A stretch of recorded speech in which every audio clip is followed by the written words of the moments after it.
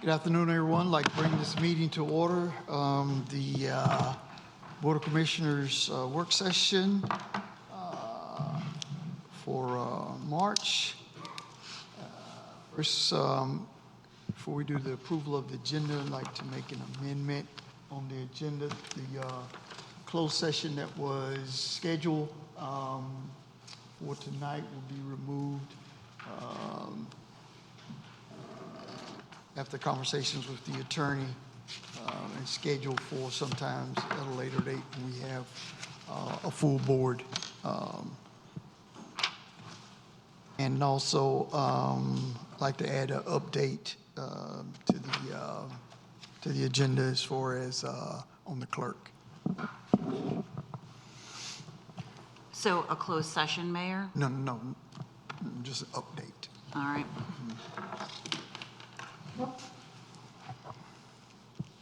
Any other amendments to the agenda?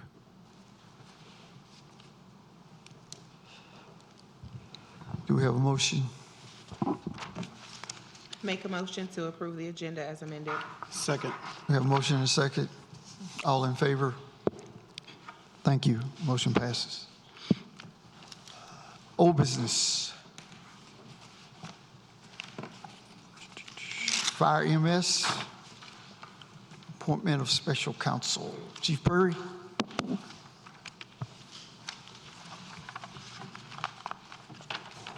Good evening, Mayor and Board.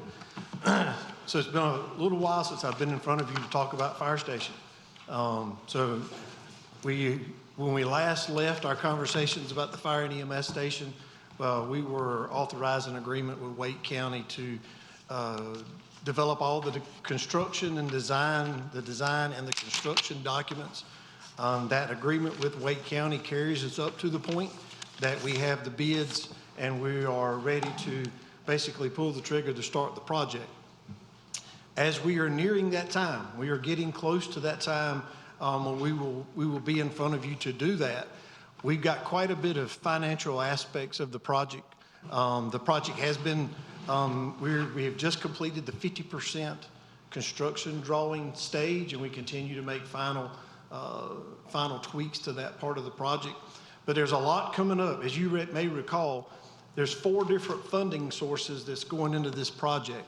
Of course, the Town of Zebulon funding source, the Wake County General Fund, Wake County Fire Tax Funding, and then the United States Department of Agricultural grant funds that have been allocated to our project as well. So to make all of that work, there's quite a bit of things we need to do financially to make all of that come together and work. So tonight we have a presentation from Davenport Public Finance to talk about what we need to do over the next few months as they'll talk us through that. Clay Richards is here with that group. And then we'll follow that and we'll talk a little bit about special counsel as it relates to that as well, but I'll give you just a little bit more information on that when Mr. Richards finishes. So I'll turn it over to Clay Richards with Davenport Public Finance. Thank you, Chief Perry, and good evening. As Chief Perry mentioned, my name's Clay Richards with Davenport & Company. We serve as financial advisor to the town and are here this evening to give a brief project overview and hit on some key next steps in the financing process.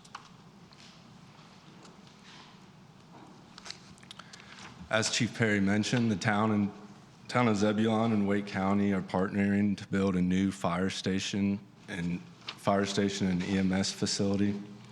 The town's expecting to have the guaranteed maximum price, GMP, in early June of this year.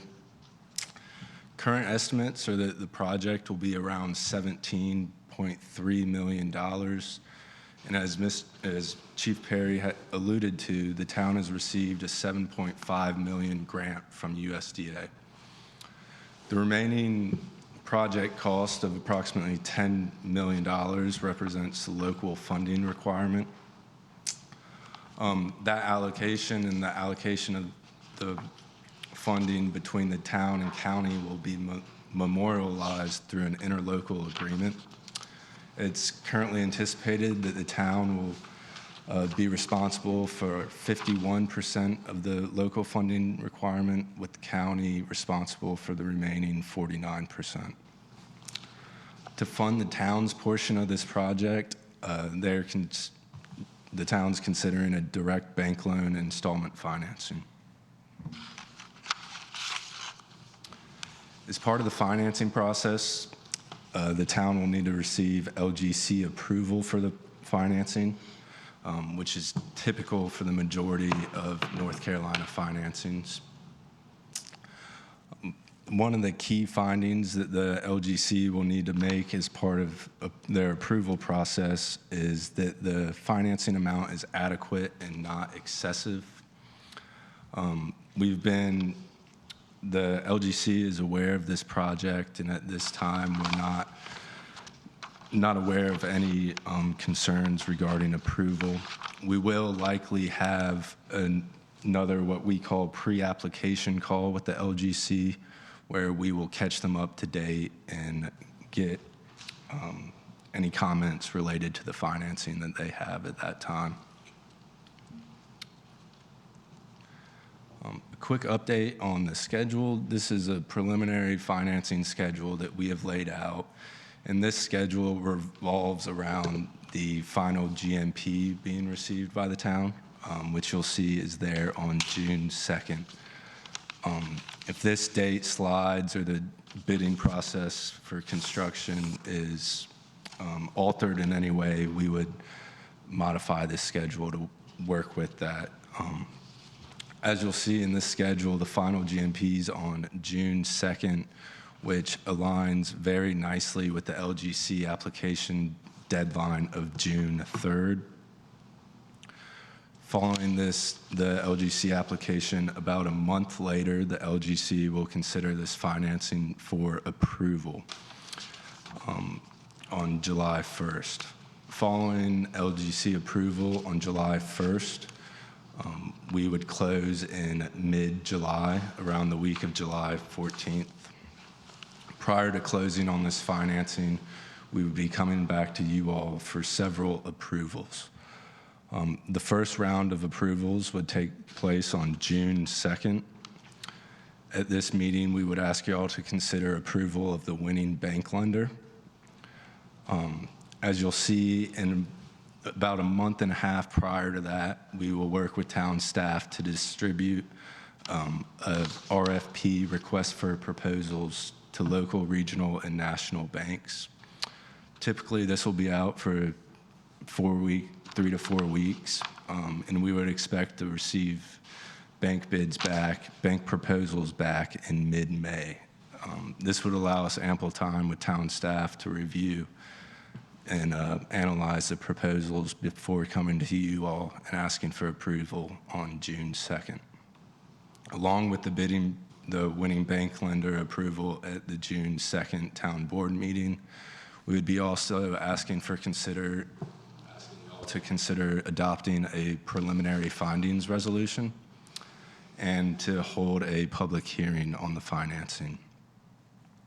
We would then be coming back to y'all for one final approval on July 7th of the final resolution. Following July 7th, and with the final resolution approval and the LGC process and approval wrapped up, we would then be expecting to close on the financing, as I said earlier, the week of July 14th, mid-July timeframe.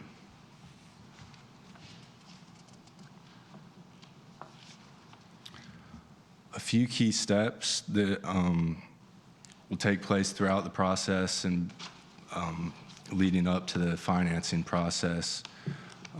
We will work with town staff, special counsel to coordinate with USDA on the requirements for the grant. We'll work with town staff on our debt affordability analysis and analyze different scenarios and financing approaches. We will conduct the LGC pre-application call, as I mentioned earlier, to get them up to speed on the project and identify any details required for their approval. And the town will work with Wake County to finalize and consider the approval of the interlocal agreement. And then as Chief Perry mentioned, they're in the process of completing the facility design, and we'll be conducting the project bidding once that is complete. And I think that's what we had here. Are there any questions? Any questions from the board? Commissioner Baxter? Yeah, so in the past, we've talked about Wake County acting as a partial, if not more than just a partial, a substantial lender on this project. So what percentage of that can we anticipate Wake County acting as a lender, and what percentage are we going to actually be going out into the market to look for funding for? So Wake County has, if you can recall, and I think this is what you're referring to, when we originally discussed it, Wake County talked about them lending us the money. Right. But they have retracted that offer. And that's probably, that may be a little harsher, but they have decided that they do not wish to lend us the money at this point in lieu of us doing something commercially. That was always an option on the table, and I know Finance Director Bobby Fitz believes that we may actually get a better rate commercially than what we could have gotten from Wake County. They had given us some preliminary numbers, but we think the market will bear us a better rate going commercially in an bidding situation. Okay. So we're going to be going out into the commercial market for 100% of our portion of the project, which is 51%. That is correct. Okay.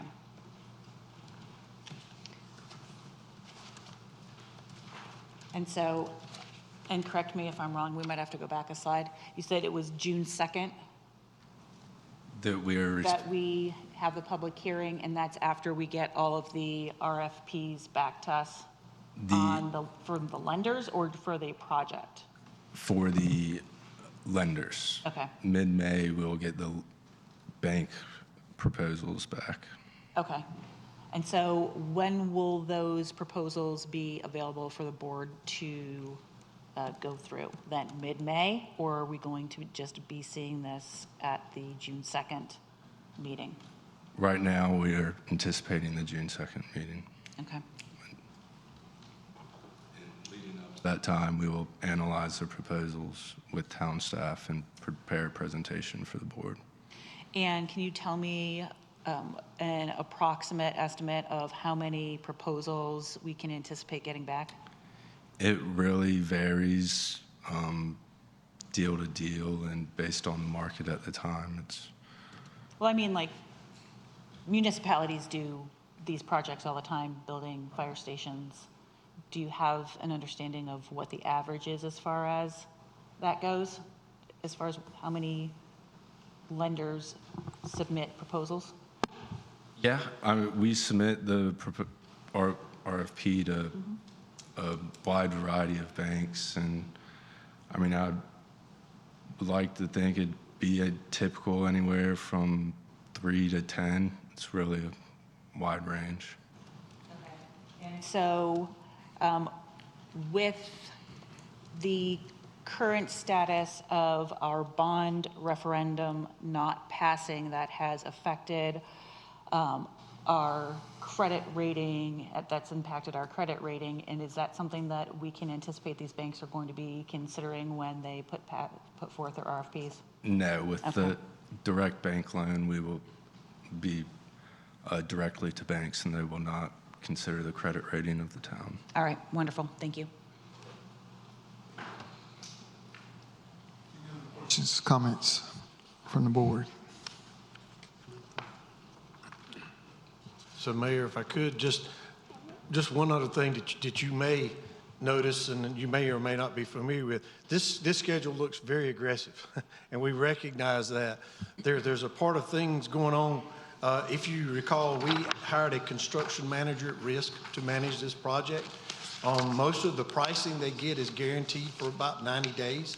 So that's, we've got to get those prices, basically do everything that Clay just outlined, and get this thing, contracts awarded within 90 days to guarantee those prices that will, so that makes it difficult, makes it very, things are kind of stacked up, but that kind of gives you a reason why they are stacked up as they are.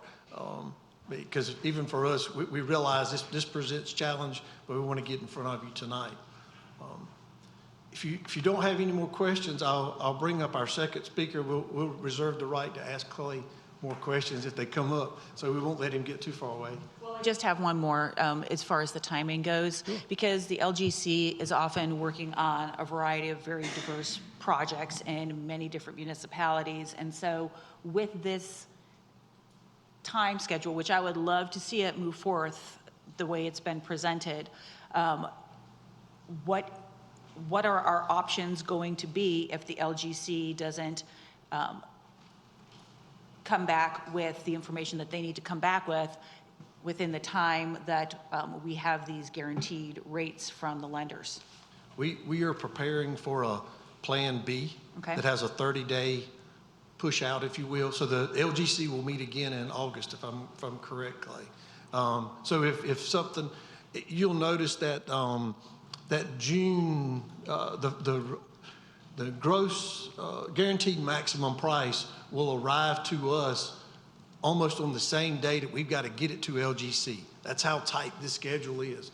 But as Clay mentioned, they're already having conversations with LGC staff now, so they know that we're going to be tight, and if we need a day or two. But if we needed extra time, we are already preparing the project where we could go back to LGC in August and pretty much push it out 30 days. So our CMAR is making that preparation with the prospective bidders.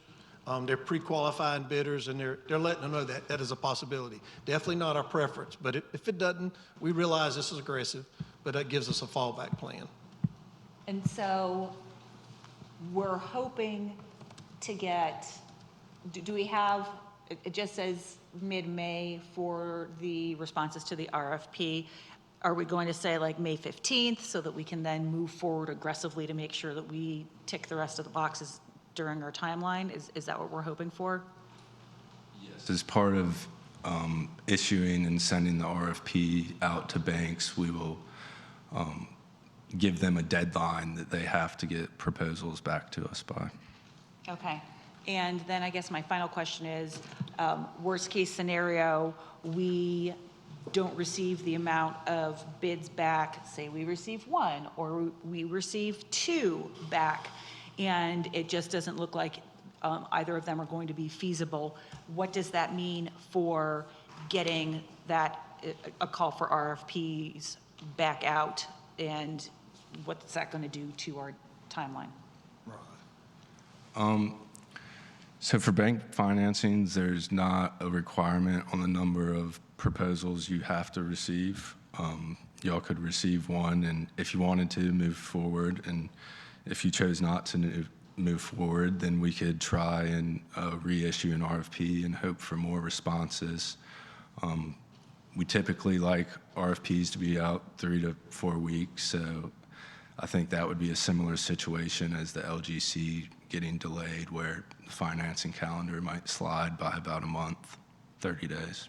Okay, and so it is going to be you and your firm that is making sure that that the LGC has the information that they need, and that the RFPs go out and the information gets brought back to us in a timely manner? That's correct. Okay. We will handle the bank RFP and distributing and coordinating with banks.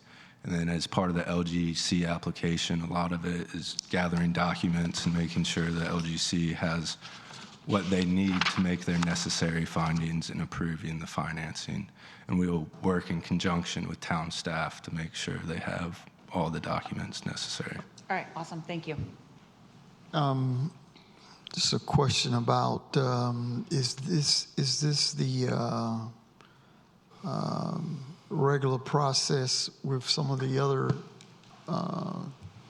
constructions throughout the county with fire stations, as far as the county not assisting with those projects?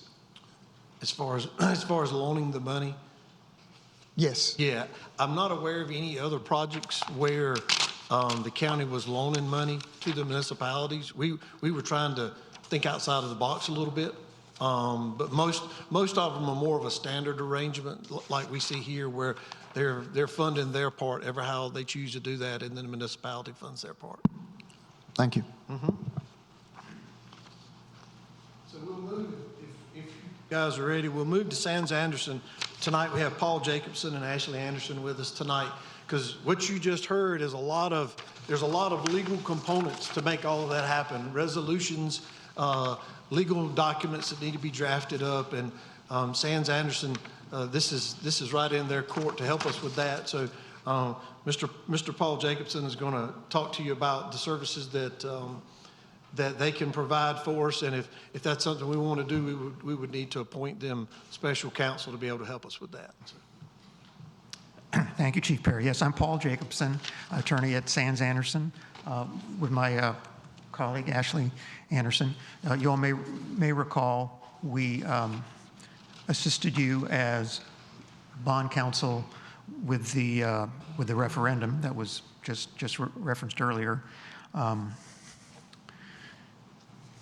As bond counsel, and sometimes it's called special counsel when it's an installment financing, because there is not a document called a bond in the installment financing. It's an installment financing agreement, but under federal tax law, because you all want to do this on a tax-exempt basis, which gives you a lower interest rate, meaning that in this case, the bank, the lender, will not have to pay income tax on the interest it receives, so that gets you a lower rate. Under federal tax law, the installment financing really is treated as a bond as well. So we'll use the term bond counsel, special counsel, sort of interchangeably. As you can see our first slide here, it's bond counsel is a very specialized area of the law, like employment law or environmental law, where you need to be very careful about complying with not only state law requirements for borrowing under the statute for installment financing, but also federal law requirements for tax-exempt treatment of interest on the debt. Your packet, the staff report on this includes quite a bit of detail. There's some, which I won't go into right now unless you want me to, but it includes quite some detail about some of the tax issues as far as bank qualification, rebate requirements and exceptions to rebate requirements. Rebate meaning if you earn too much money on what you borrow, your interest earnings, you get to pay a portion of it to the IRS.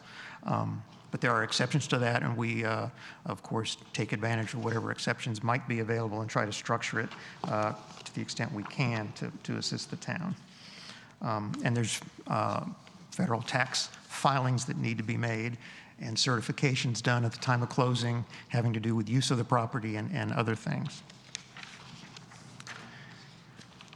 So the bank as the lender will generally require an opinion of bond counsel as to the compliance and validity under state law, as well as tax-exempt treatment of interest.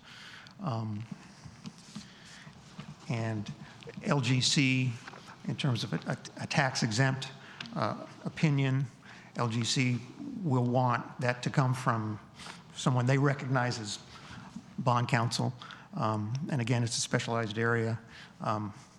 There's nationally recognized bond counsel are people who are in the red book, and this is an old book. Now everything's online. I don't think they have a book anymore, but it lists firms who, as a matter of regular practice, give these kind of opinions, and LGC will want bond counsel to be involved for that. So, summary of things that bond counsel will help you with: discussions with the local government commission staff to help smooth the way when it goes to a local government commission meeting. In this case, under the current schedule, that would be in early July, as you saw. and along with town representatives and the financial advisor, Davenport, regarding all that. This is a little more complicated than usual because of all the moving parts that Chief Perry mentioned. You not only have to coordinate the design and construction schedule with the financing schedule because those need to dovetail and come about at the same time. You also have to deal with USDA and their requirements with the grant, as well as Wake County and the interlocal agreement, and getting all that to everything to come together at the same time. Also listed will be available to attend the LGC meeting regarding their approval of that financing. We'll review the RFP for bank installment financing. We work a lot with Davenport, and we always, are part of that process as well. And frankly, other financial advisors as well, they always want bond counsel to comment before that goes out. The findings and application resolution that was mentioned, we draft that. We draft the financing resolution for adoption by the town board. Again, for compliance with both state law and federal law tax requirements. There's an installment financing agreement and a deed of trust, which the mortgage on the property that's being financed. And often a bank will want a project fund agreement or an escrow agreement for the holding of monies that are loaned, and then they're spent down as the project progresses. There's a letter we need to send to the General Assembly Joint Legislative Committee well in advance of the LGC meeting, just to inform them of what the town is anticipating to do. I mentioned the interlocal agreement. Because Wake County is a user of the financed project, we will want certain representations from the county that they'll be using it for public purposes. It shouldn't be a problem because that's obviously what they're intending to do. But I apologize. Is that your red book, sir?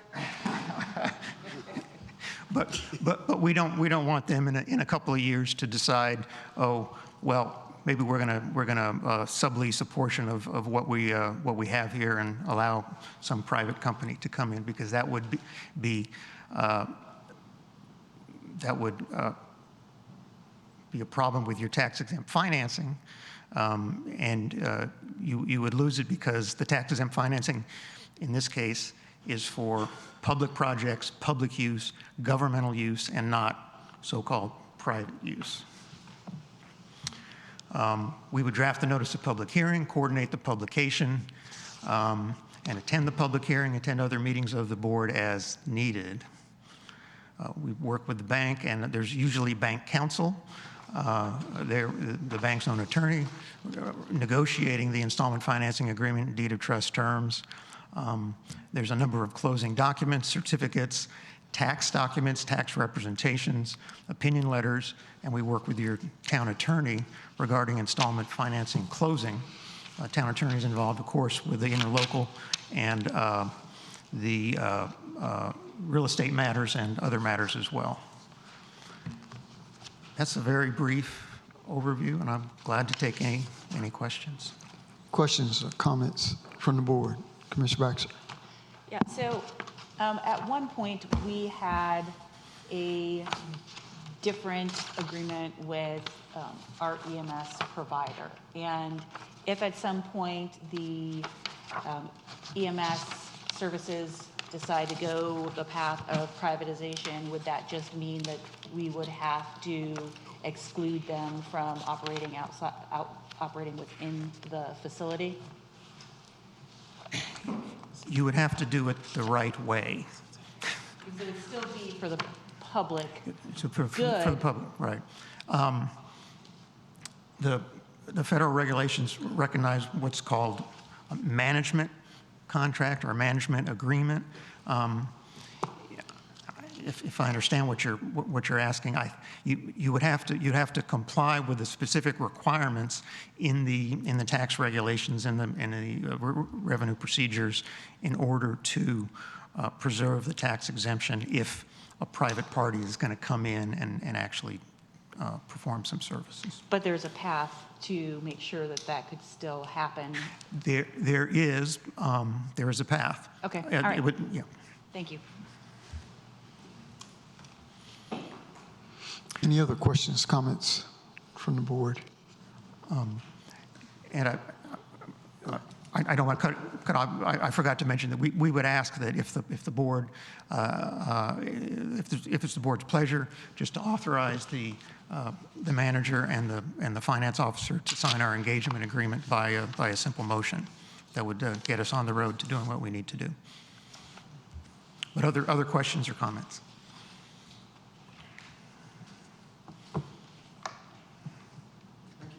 Thank you.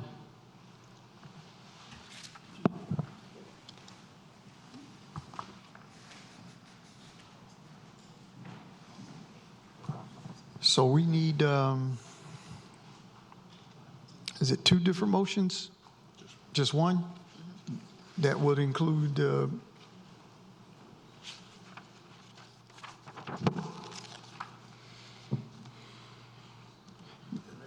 yeah, what he just said at the end, to include the manager and the finance, I think that would have to be a separate motion. Yes, you need to appoint them as council, and then you need to do another motion that would allow for staff to sign and enter into the agreement with them.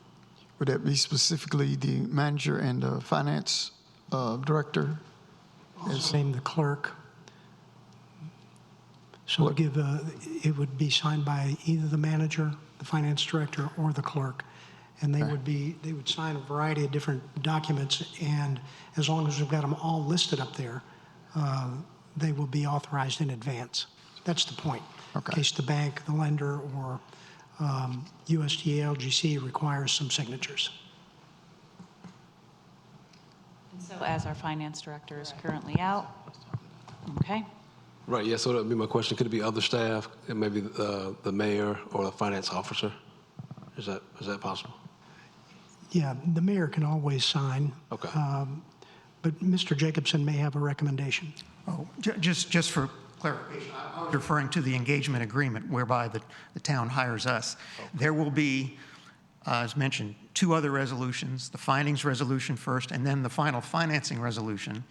The financing resolution will be rather lengthy, and it will authorize all appropriate town representatives to execute all appropriate documents at that point.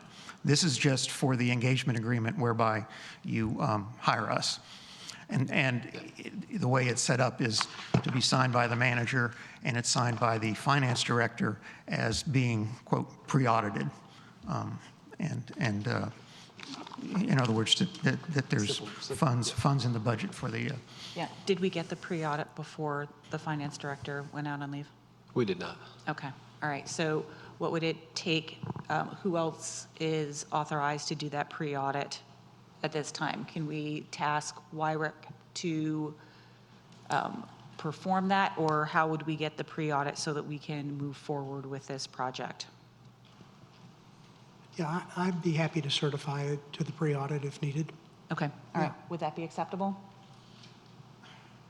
I think the statute talks about the finance director, or maybe an assistant finance director if there is one, but Okay. we'll have to So look at then that. we can't move But- forward but- at this but time. Possibly the motion would just be to, I would frame it this way, to appoint Sands Anderson as special counsel for the fire project financing and authorize appropriate town representatives to sign the agreement. I think that would work. Is that town attorney, does that sound okay? Yes, it does. Thanks for the Okay, sure. clarification. Sure. So then that would just be one motion. Okay, and so I will move to appoint Sands Anderson as special counsel for the fire station project. We have a motion. Is there a second? Second. Discussion? Roll vote. Commissioner Harrison? Favor. Commissioner Miles? Aye. Commissioner Baxter? Approve. Motion passes. Thank you. Thank you. Thank you. Just wanted to make sure you said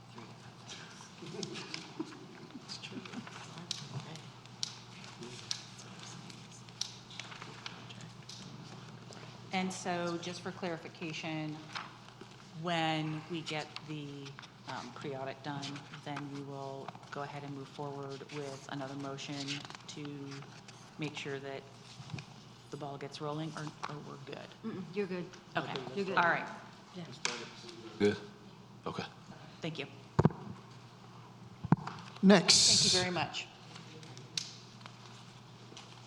In UDO text amendment, ordinance 2025-25. Director Lowry. Good evening, Commissioners.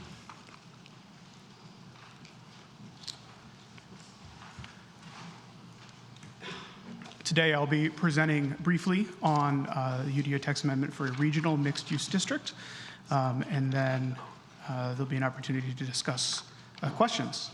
Speak more in the mic. There'll be an opportunity to discuss questions, both questions that were requested staff to answer, and then also if there are new questions and any additional discussion regarding this change to the Unified Development Ordinance. Just as a reminder, there are specific standards that should be applied when the board is considering a text amendment per the UDO. Those standards are on the screen, and through the question session, I'd be more than happy to discuss these standards as necessary. Some context behind why staff is proposing this amendment is that Zebulon is growing, and the comprehensive plan requires staff to plan for the entire future growth area, which is shown on this map. This map shows approximately 10,000 acres that are in parcels of 5 acres or more. So there's a significant amount of green field in the area around, or in the city limits and around Zebulon, that we are required by the comprehensive plan to think about and to plan for. The comprehensive plan talks about planning for a variety of different types of development.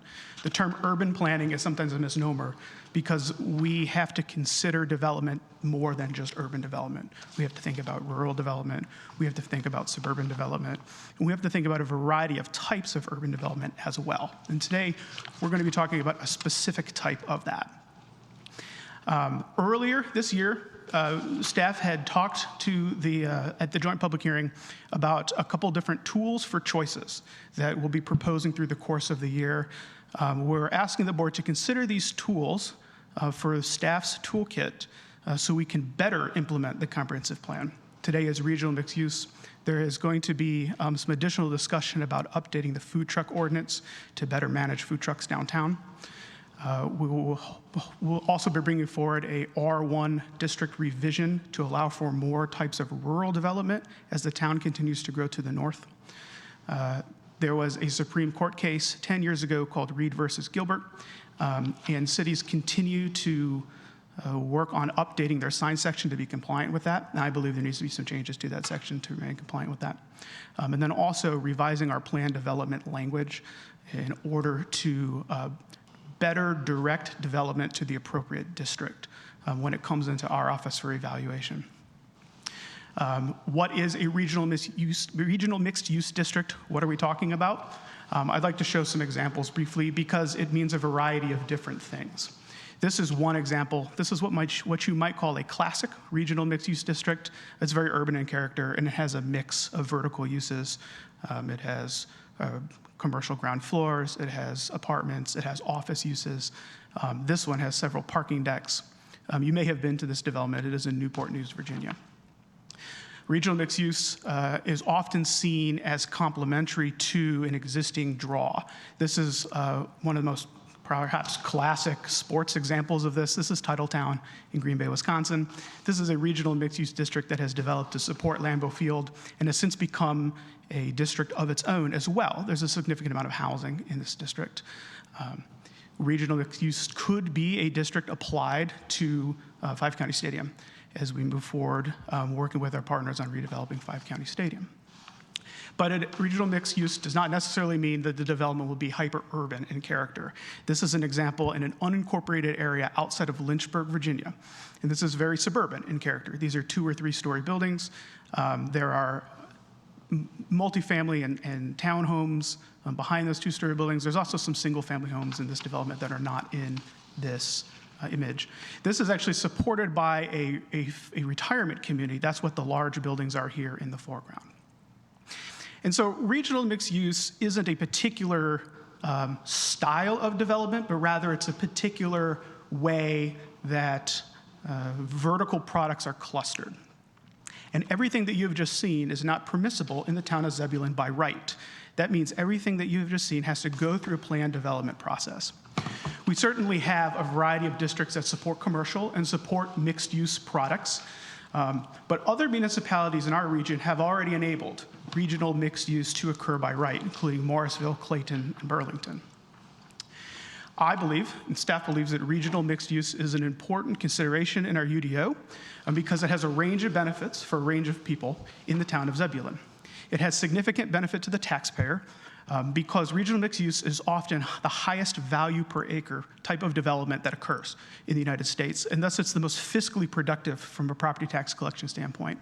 And over time, this creates a more sustained balance and provides potential relief to existing residents. As an investor looking to invest money in the town of Zebulon, this regional mixed use district proposal will provide some clear, simple, and by right standards and create a predictable investment environment for what are the most expensive types of developments that occur in the market today. For a family in Zebulon on a Saturday afternoon, regional mixed-use districts can create an interesting place to go. I'm not saying that this is the correct type of development for Zebulon, but if you think about people who go to Fenton Village or to the South Point Mall development on a Saturday afternoon, those create value just beyond fiscal value for residents of the region. And then also for the municipality, this enables one of our most fiscally productive type of development to occur by right, and it makes the town more competitive, as many other communities in the region have understood that allowing this type of development by right can bring high impact projects to the market sooner. And communities, we all work together to help improve the quality of life for residents across the region, but it's also true that we all compete for the best types of development. And it is very much a first to market type of world. What is in the text amendment? There's a dimension standards table that's similar to downtown mixed use. Now, one thing that is unique about this is there is a master plan requirement, which makes this different than our other by right uses.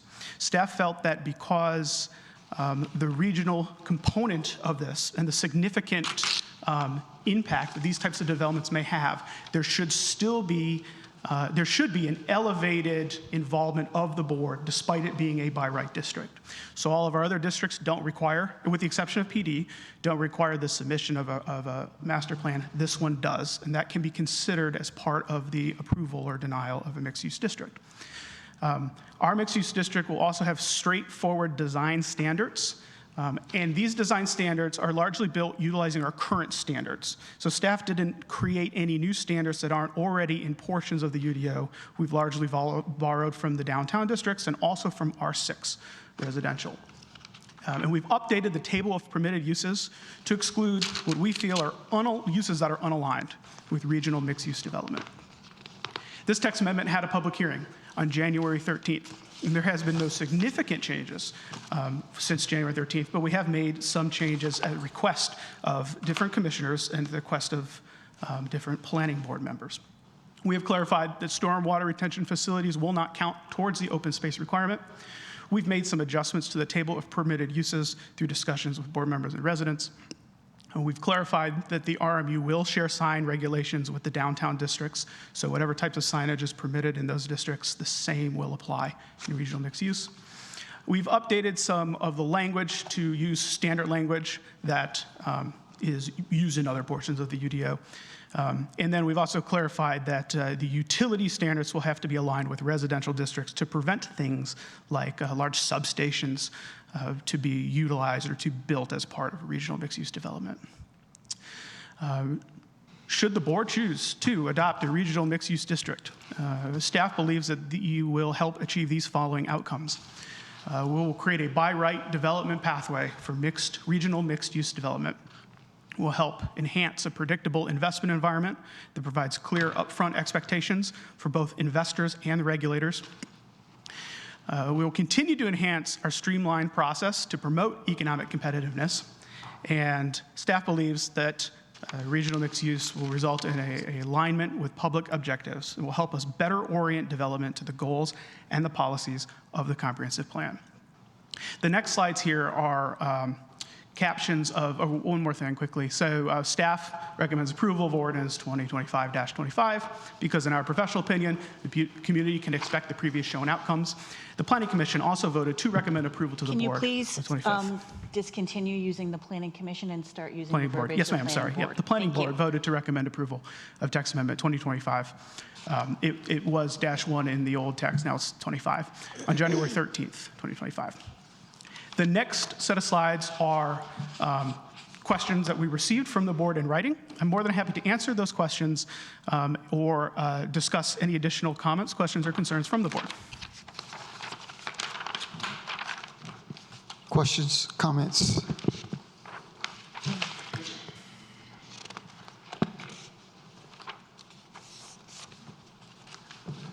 So staff considered deleting the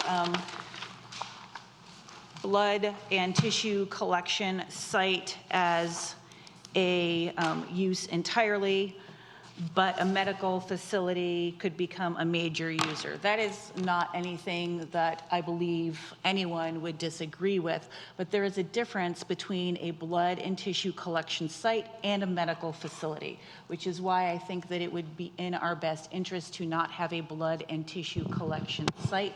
That is not going to drive the economics that a medical facility will, because normally those are off-site facilities for the sole use of doing collection, whereas in medical facilities, they might be doing tissue and blood collection, but that is part of a small part of a much larger operation, which is why I would like to see the actual blood and tissue collection use removed entirely, since that is not going to be an economic driver. Sure, I mean, if the board desires to remove that use, we most certainly can. And I'd like for you to explain a little bit more about the outdoor display sales, because I have a little bit of a concern by just saying that the way a regional mixed use project is going to come together will make it likely unattractive to businesses that mainly use outdoor sales to advertise and to do business. But there, just saying that it might make something less attractive doesn't mean that it's going to be less attractive. And we could have something that we will have to allow by right that is not going to necessarily be an economic boon or something that we would like to necessarily see with an regional mixed use project. I mean, if you look at those projects that you put up, there were no examples that I saw of outdoor display sales. Sure. That's why the master plan requirement is important, because the approval of the master plan, the way that the process is written in the UDO and the way that this text is written, the approval of the master plan wouldn't then allow for all the special use districts to be approved. They still require special use approval. And so when the master plan describes what the district is going to be, it describes what will occur within the district. There's two ways that I think if this becomes a concern through the special, that you can address that concern. One is if in the initial master plan it talks about having outdoors display sales, that's an opportunity to ask those questions of the developer, and we will know those answers too, and that'll be part of our report out to the board. The second part has to do with if a regional mixed use product is built, but there's different vertical users. So sometimes the developer will come in and they'll make the site ready in terms of the underground infrastructure, but then they sell off the parcels. That type of outdoor sales use would still have to go through a special use permit. And compatibility with the regional mixed use district master plan is a portion of making that decision. Having been through multiple special use permitting environments, I would certainly say that when someone comes before us for a special use, there's always a very good chance that we are going to have to allow them to move forward with their project. Because the town does not usually engage with lawyers or expert testimony to speak as to why a special use permit should not move forward. And that's why I feel it is very important for us to make sure that things that we are allowing through special use are truly things that we want to see in that particular type of zoning. Sure, sure. And so if it's a desire of the board to continue to narrow what these uses are, staff is certainly willing to work to ensure that that happens. Okay. Did you want to move to the next slide? Sure. Matt, I have a question. Yes, ma'am. Can you tell me when the planning commission or board voted, was it unanimous? Yes, ma'am. It was? Yep. Okay, thank you. Next slide.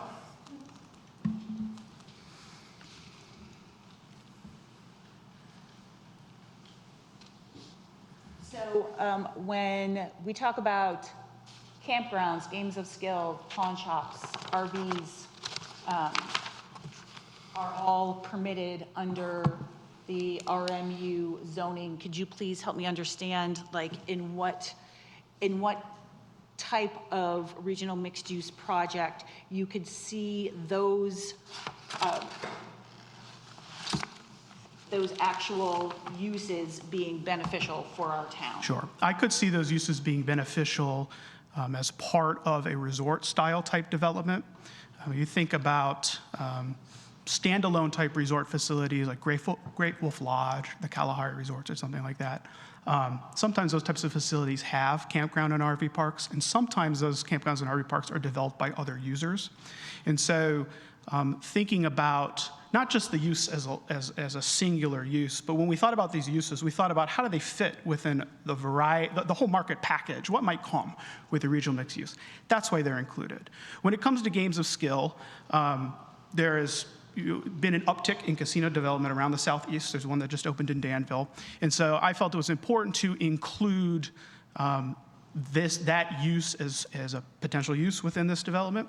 Now, I will say that with those types of more intensive or perhaps more controversial uses, they don't happen overnight. So the approval of it through regional mixed use process would be the very last decision this board makes, not the first.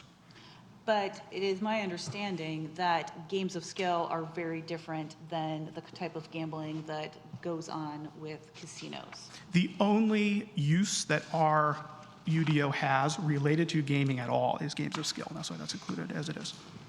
And so if someone were to come before us with a casino type project, that wouldn't even be included because we're not addressing it here. We're only addressing games of skill. And casinos are not games of skill, they are games of chance. In North Carolina, I believe they are games of skill because slot machines have to have an element of skill. That's why I believe at the Hara casinos and the Cherokee Reservation, you can stop the slot machine. And that's part of, I believe, the compact between the tribe and the state.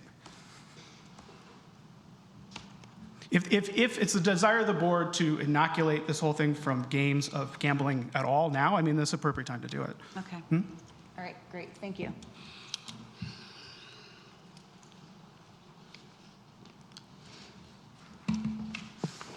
The next slides have to do with board concerns about design.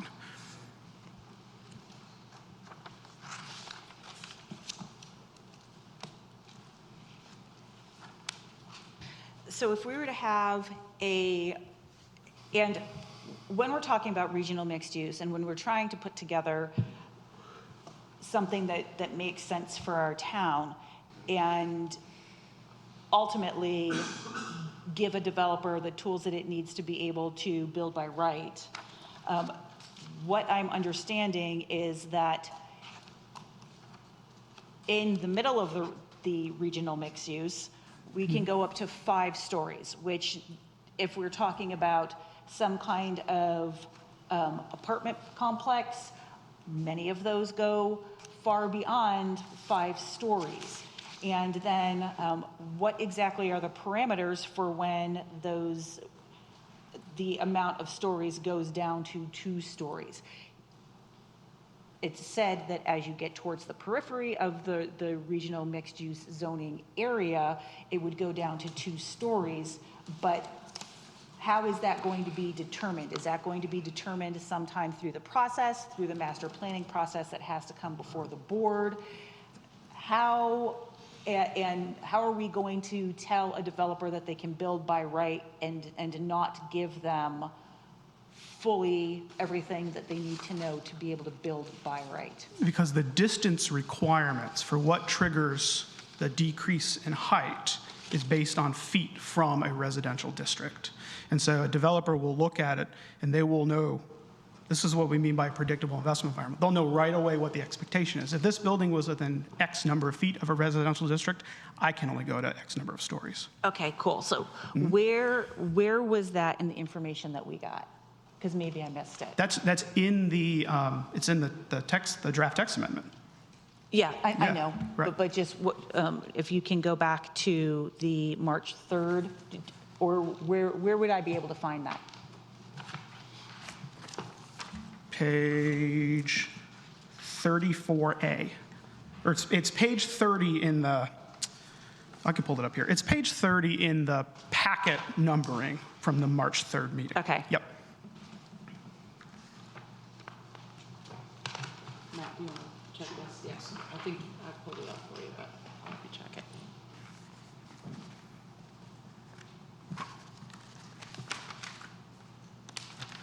So it looks to be 4A, 150 linear feet from the lot line of what, the first residential From unit? any residential district.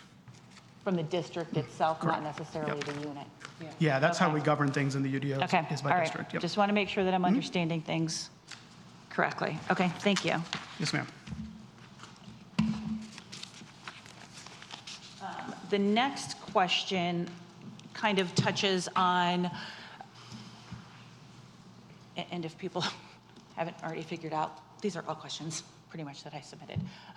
But the next question touches on the 0-foot setback. And we clearly have one project that everyone feels very strongly about in the town of Zebulon that has a setback that does not speak to the character of our town.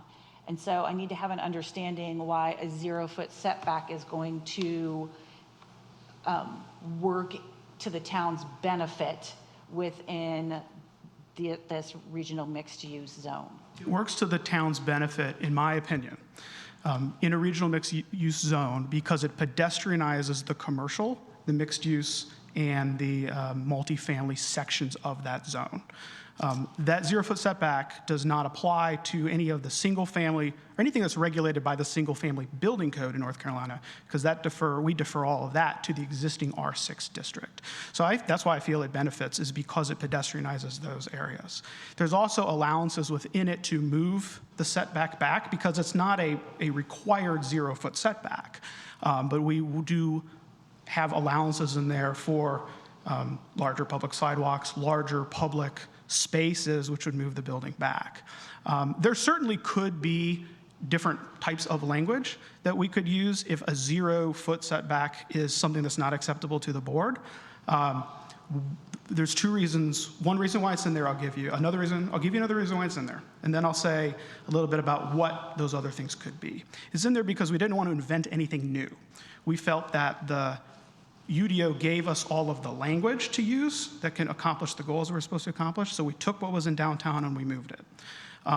There are some other ways to accomplish that pedestrianization. In my opinion, they would be, they would bleed into the idea that we're trying to be straightforward and predictable. So we could talk about having varied setbacks. We could talk about having a required 10-foot setback or something like that. It's in my professional opinion and in what I think is best practice in urban planning. If we want to make sure that our regional mixed-use centers are pedestrianized, we need to allow for a 0-foot setback. So how would it reduce the pedestrianization? That's a new word, but that's the word I'm going to use. It's real. It's a real word. Is it? Yeah, Okay, fantastic. Well, I'm not as smart as I thought I was in the moment. How would increasing the setback reduce the pedestrian appeal? Because it would bring the front doors of the buildings and bring the glazing of the building further from the street. And there would have to be something between the right-of-way line and the front door of that building. And typically that's grass, right? Our downtown buildings don't have anything between the right-of-way line and the building. But then we have an example that has like I don't know what it is, 2-foot setback, and we all know the townhomes that I'm talking about.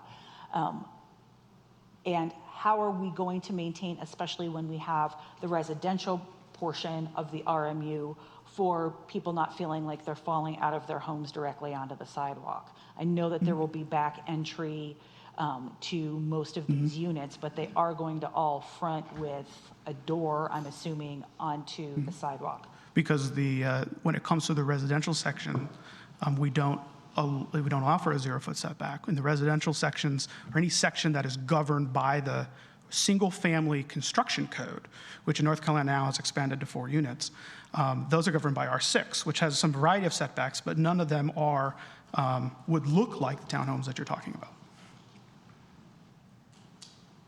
So there would be setbacks in those areas? In those areas, yes, ma'am. Okay, and what would those setbacks look like? They vary from 10 feet to 30 feet, I believe. Okay, and so, so we can anticipate that there's not going to be any of those particular situations with how this is written, and I'm deferring to you because I don't understand every bit of what all of these codes mean, that there's not going to be residential units where people will walk right out and they're one step from the sidewalk. There may be situations in where they'll have smaller front yards than what might be typically seen in a suburban environment.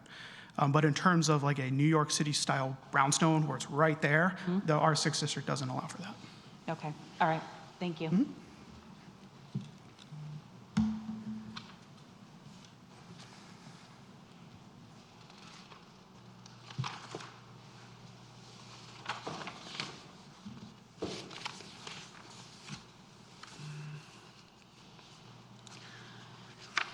So can you explain a little bit about the difference between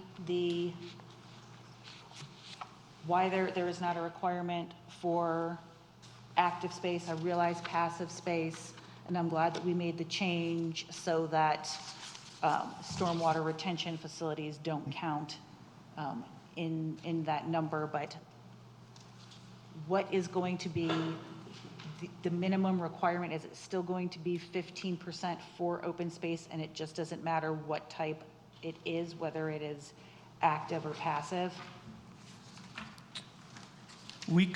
For this section, we copied exactly what is true in the downtown periphery. And so yes, it's 15% of the development area, with half dedicated to urban open space or purposely constructed passive open space.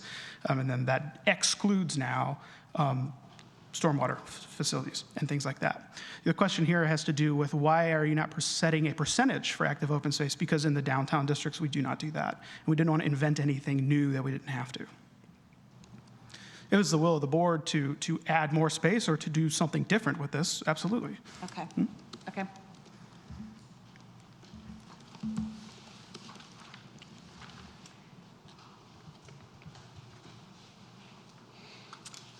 So when it comes to giving the planning department authority to increase or decrease the amount of units, it seems like 15% is rather high for that kind of decision-making once we've already seen a master plan. I realize that things change within master plans, but that's a rather significant change for it to not come back before the board. 15%, like you said with your example, could be 35 to 45 units, and that can be significant. Yes, ma'am. And so there's two things that went into our decision to put 15% there.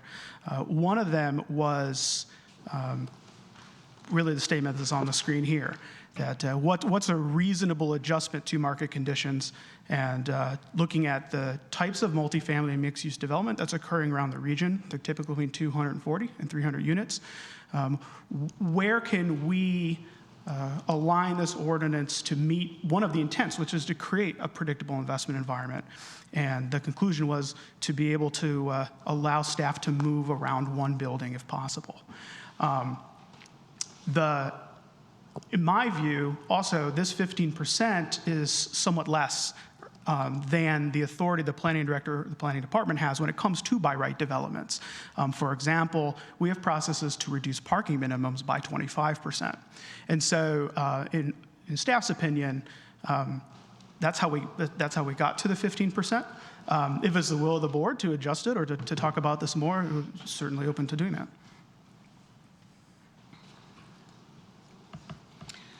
Can we go to one that I didn't see up here, but in my list when I put things up, I went by page number. And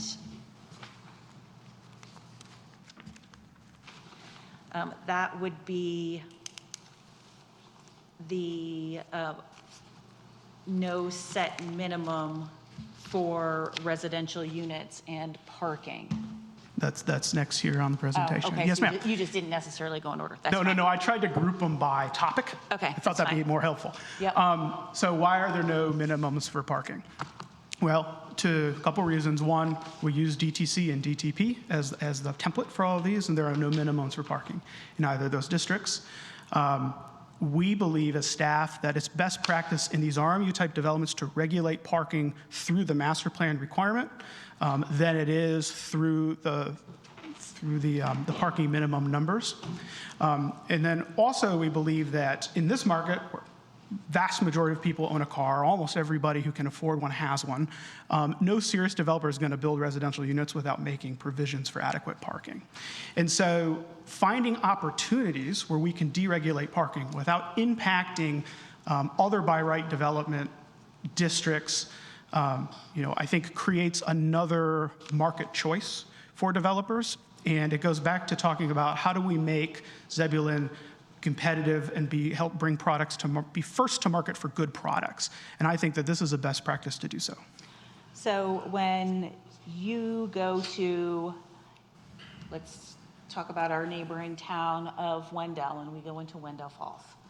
When we look at Treelight Square and the amount of parking that is there, that is afforded to the residential spaces and then to the commercial spaces, it seems like already, and they haven't finished building out, there is not enough parking to accommodate all of the commercial use and all of the residential use at the same time. That's where my concern lies, is that we're going to have residents that are not able to utilize the parking that they need because during certain hours, the commercial aspect could be stripping them of the ability to park in their own neighborhood. Sure. No, I understand your concern. Sometimes what you experience when you're like the Treelight Square is a good example. Sometimes what you're experiencing has to do with where the parking is placed, as much as it has to do with the availability. There are certainly perspectives. Some residents might share a perspective that they want to make sure they can park in front of the business. That would maybe or maybe not be a reality in these RMU districts. I think it's best practice to let the market decide that. There are other ways that we could deregulate parking without getting rid of minimums. There are some tools already in the code for it. There could be a requirement of a study to show that. I have written zoning codes before where instead of deregulating parking for the whole UDO or for the whole, this wasn't UDO, but for the whole UDO, instead of openly deregulating all parking, we use a different traffic manual to count. We use the Urban Land Use Institute shared parking manual. So there's some other tools that we can consider. I wouldn't put anything in front of you that I don't think is best practice, though. Well, it's not that I'm questioning what you consider to be best practice, but with all props to you, you're very new here, and we just need to make sure that we're doing the best for the residents and the future residents and what their needs are going to be. I realize that in a lot of the residential units, there's going to be alleyway parking probably, but I just want to make sure that anyone that is a resident is not going to have to fight for parking because of the rest of the mixed-use projects that go on within. Sure, understood. And if it's the will of the board to make a different type of adjustment to this, obviously, that's why we're having this discussion, and staff will consider input.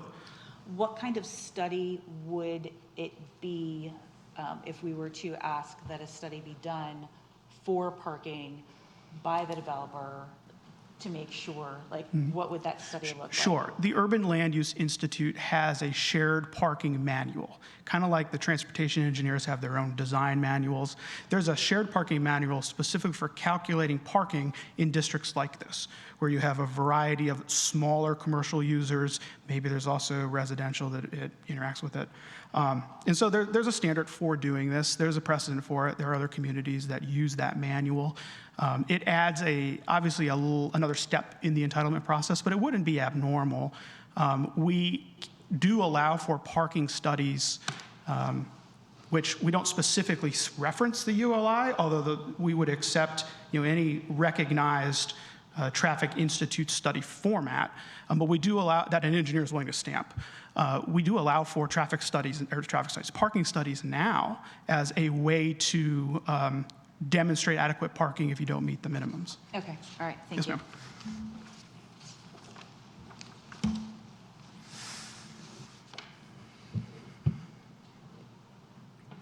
I'm assuming that the information that you showed us at the beginning, listing the different things that are going to be coming at us at a future date, one of those being signage, is going to make sure that any signage that's placed on sidewalks still requires ADA compliance, because what we've seen even in our own downtown is that sometimes we see sandwich boards and other signs put out that would inhibit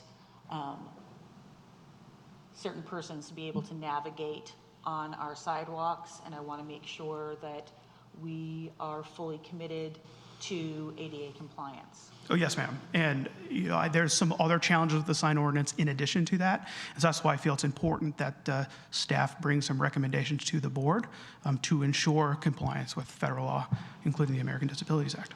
Okay, and so when that comes down the line, it's just going to apply across the board to everything else. That's correct. In the UDO? Okay. Yep. All right.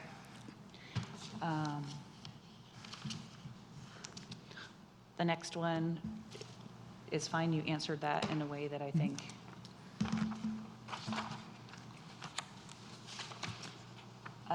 Yeah, in the 25% window coverage. Right, we're that good has been with that? corrected. Yes, ma'am. Okay, Yep. all right, awesome, thank you.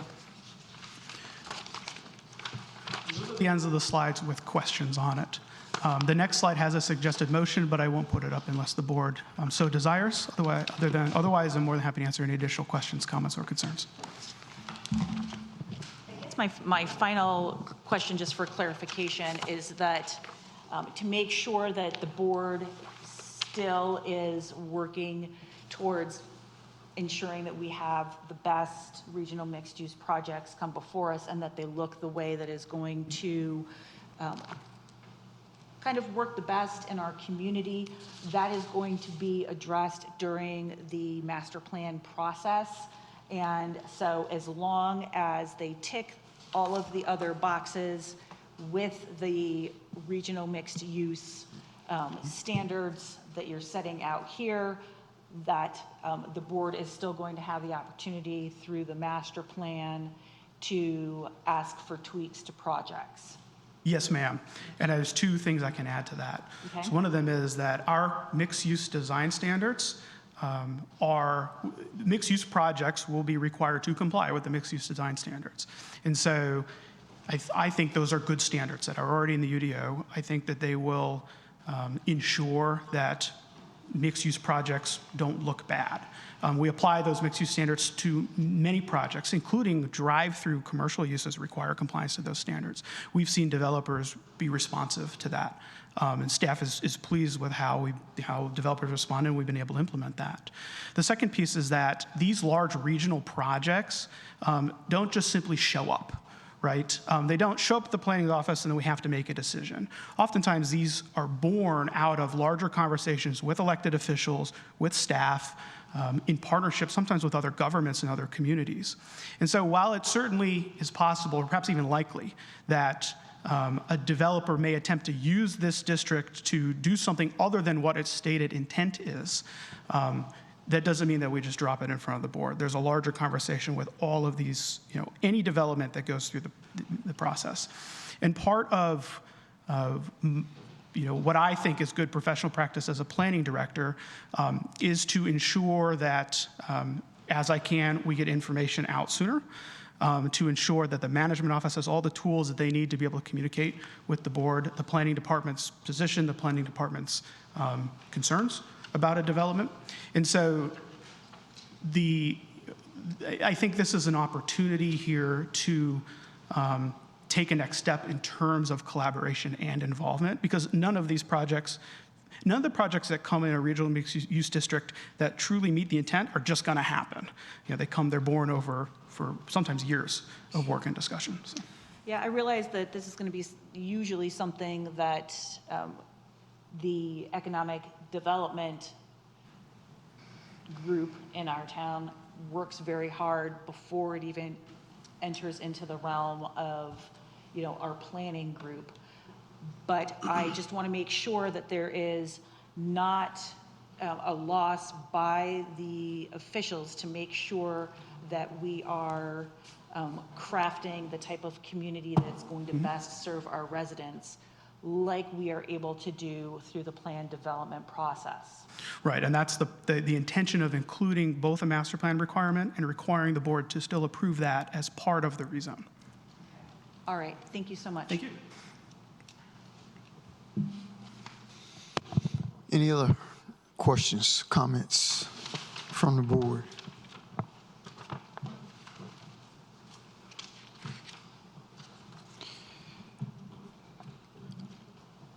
Hearing none, we have a suggested motion. Yes, I'd like to move to table voting on this until the April 7th meeting so that the two commissioners that are not present this evening have the opportunity to review the recording from tonight so that they can have any additional questions or clarifications made before we move forward. Second. Motion and a second. Discussion.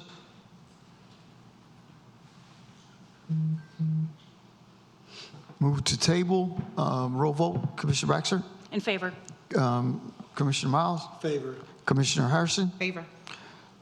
Motion passes. Thank you. Thank you very much. Thank you.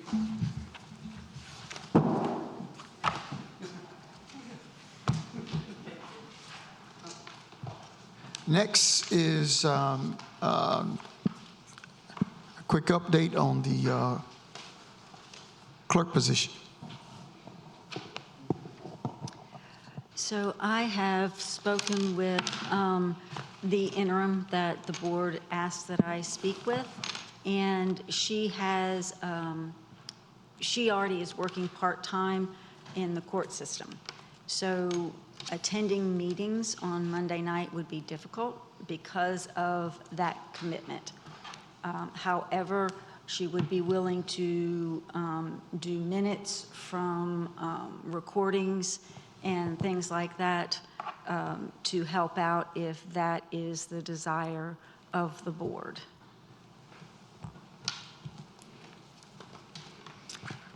Eric, do you see any issues with moving forward with us utilizing the clerk in that capacity on an interim basis? Or should we be looking for a different interim, one that can actually be present at meetings? I would rather look for someone that can be present if at all possible. I know we don't, time is running out, but I'm sorry. Yeah, it was Eric. So that's a more important conversation to have about what the board wants to do in terms of the type of person that they want to hire. The board has the authority to hire an interim clerk with a scope of work that may be more limited than what's ideal if you absolutely need that person. But that's a board decision. Do you want to go ahead and fill the gap now with someone who has already advised you that they have a limited capacity, or would you prefer to continue to look? We may want to get input from the manager and assistant manager about how they see the need for those services. And it's a scale that has to be balanced as to how desperate is the need and how much benefit are you going to get from somebody with limited capacity. We still have 2.5 weeks before our next board meeting, is that correct? Or the next meeting where we're going to need the services of a clerk to be present? Yeah, okay. Yes. So we've exhausted the league, is that correct, Lisa? League doesn't, Yeah, The league league doesn't. doesn't have anyone. that person was really the only person that was willing to work as in an interim capacity? That was the only one in this area. Okay. There were some other things that came up that there's a possibility, but this would be more for filling the position, not for the interim, which would be a different discussion. Okay, okay. have a choice. I prefer somebody on the ground. I do too, That but temporary feeling and just doing the minutes, I don't think it's gonna work for where we're at right now. I think we really need to be intentional about what we're gonna try to do. So get somebody. And so are we then looking for an interim to come in 2.5 weeks? So we need to be, like help me understand, like how, We would need to do a closed session on whoever that is. of course, Yeah. but I just need to know how we're moving forward, or if,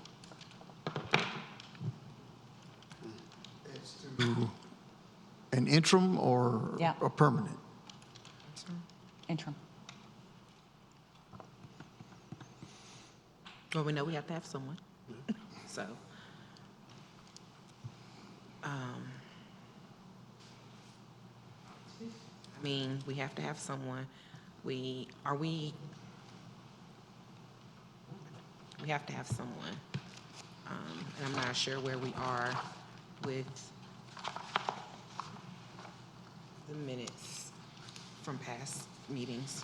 I think she's pretty much caught up on minutes are pretty much caught up. Is that correct, Lisa? I'm sorry, what? Minutes are pretty much caught up that we currently up to tonight's meeting. Is that correct? We're pretty much good to go for those? We're getting real close. Yes, ma'am. All right, thank you. So it's gonna be just somebody coming in and starting fresh and fresh. Yeah, that's what I didn't want, okay. So as to who that would be, that would have to, we'd have to discuss that in a close with whatever the applicant's Should orders. we amend the agenda and add a closed session this evening to discuss this further? Well, we don't have the information. I mean, we do have people that we can discuss that could potentially do this in an interim capacity. So should we be discussing that tonight to Well, try and get, I think we only had that one person as far as the interim. Could we extend our reach a little bit further than local? As, to inquire on an interim basis. You said that this one person was local. Could we extend it to people that may be a little further away that could be here in person that may want to do something on an interim basis?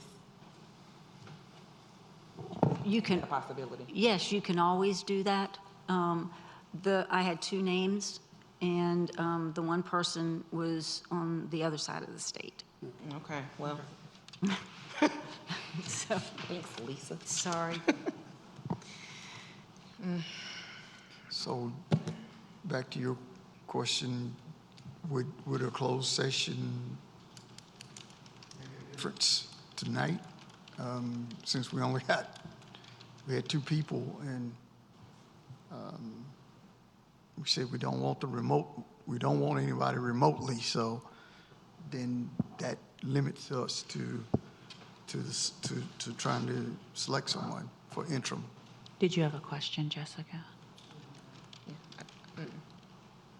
Can I just make a suggestion to the board? If you guys are good with it, we've got our 3 positions posted: HR director, public works director, and communications manager, and we've seen a lot of traction with those positions with the HR generalist that we brought in part-time. If it's the will of the board, we could potentially run that position again with a wider scope, different audience, just to see what type of candidates we get back with a fresh recruitment. Do you mean include the clerk position Correct. as in the scope? Absolutely. 'Cause in Absolutely. how you're advertising? Absolutely. Okay, yeah, no, I think 'Cause that's something that we let's say need to do to make we- sure that we've got the best reach. Okay. Yeah, go ahead. So all that would require us to do is, right now, we're using Good Hope Works for the recruitment still.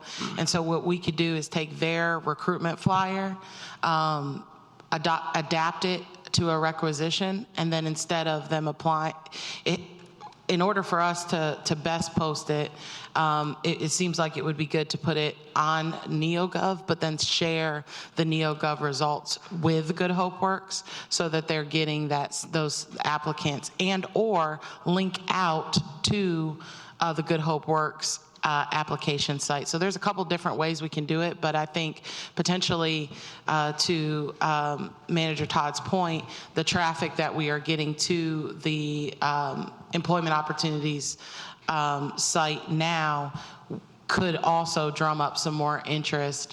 As there's eyes on that, folks might feel that they can apply could share elsewhere from our town page, or even consider that other position if they have a shared skill set.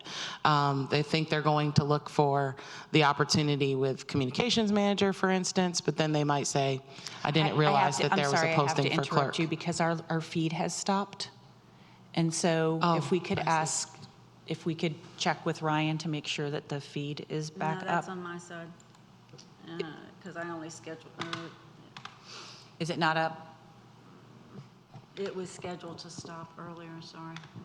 I didn't realize it had gone down. I'm sorry. Didn't realize. Here you come.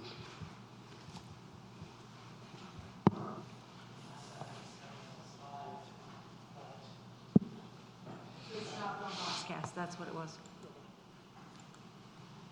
I mean, I'm just still streaming, so push come to shove, we can just repost my version of it too. Okay. Go ahead.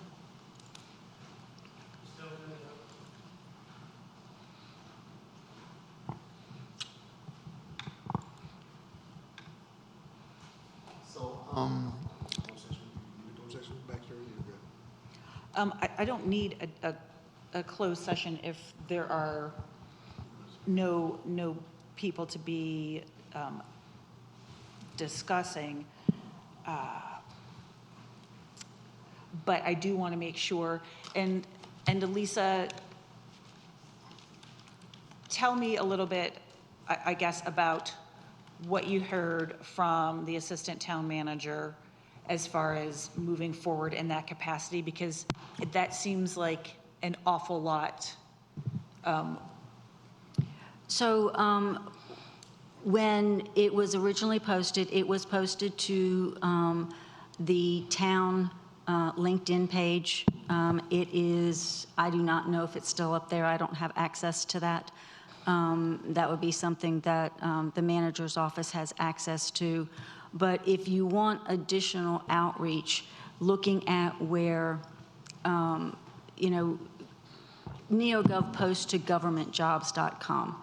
So if you want it posted there, we can tell them, we want you to post to this site because we have already paid them to do these things.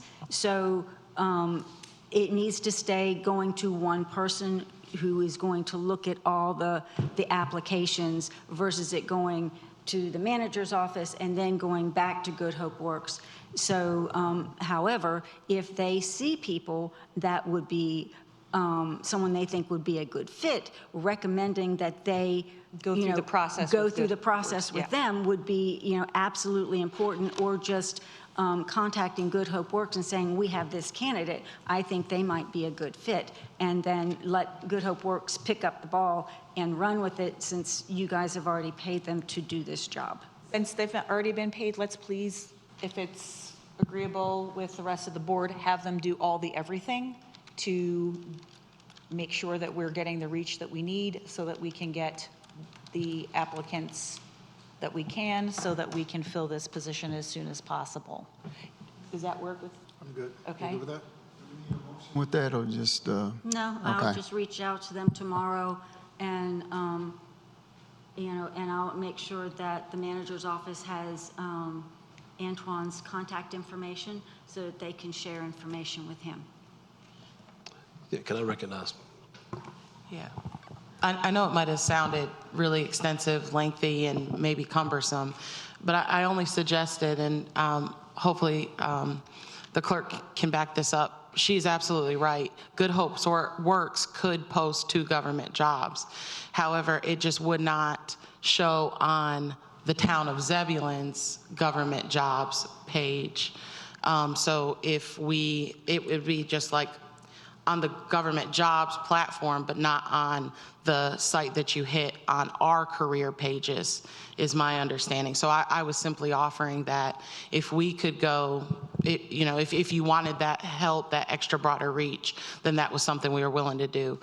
But I understand if we want to kind of keep the channel through Good Hope Works, I completely understand. It was just offering another suggestion. Well, it shouldn't be prohibitive. We should be able to still post it to our own website and our own channels, but just with the link going to Good Hope Works so that everything is captured by them. That's something that It we is can on do. our webpage now. They have adjusted how our webpage looks for new opportunities. You don't see the whole list. Okay, like because you I used didn't to. see that last time I looked. Yeah, you don't see the whole list like you used to. Now you click on a link and it takes you to jobs listed on government jobs. But the town clerk position is listed there because that link goes to a different page. And so there's been an adjustment to the website. You'd have to look at it to see, but if that makes sense. We just need to make sure that it is as user-friendly and intuitive for anyone that happens to be looking at our website, or if we put something out ourselves on social media, that it can be easily found by accessing our website, so that there doesn't have to be any kind of additional, like, searching through tabs and everything associated with nightmare websites, and ours still needs work. I won't say that it's a nightmare, but it still needs work. And can we make this a priority so that that's functioning in a way that is intuitive and useful for us? Yes, absolutely. Okay. That's something that we're working on that right now. Okay, all right. And so do we need to then throw in an additional, some kind of meeting so that, I mean, we've got to have a clerk or someone to be able to perform taking care of the minutes at the April 7th meeting. And so how do we go about ensuring that We're going to have to schedule a special meeting for this closed session that we didn't do tonight. I just wanna make So sure we that- can add that onto that if need. Okay. As soon as we get everybody back and figure out what their schedules are, we can definitely include that Okay. along with All right, that. let's make sure that we do that then. Yeah. Awesome. Thank you. All righty. Any other questions, comments from anyone? Just a reminder, there will be a special called meeting on the 26th for the East Wake Local Government Association meeting. 6 o'clock at East Wake, Wake Tech East. Yes. The quarterly, Wendell is sponsoring this time. Missed that, so it's the 26th? It's on a Wednesday. Okay. Yep. Thank you, Lisa, because I missed that. Make sure everybody's there, everybody be there.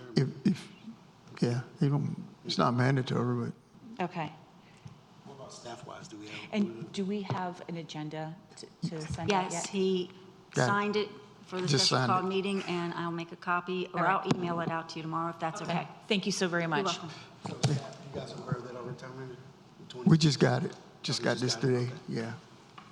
They didn't have an agenda to today.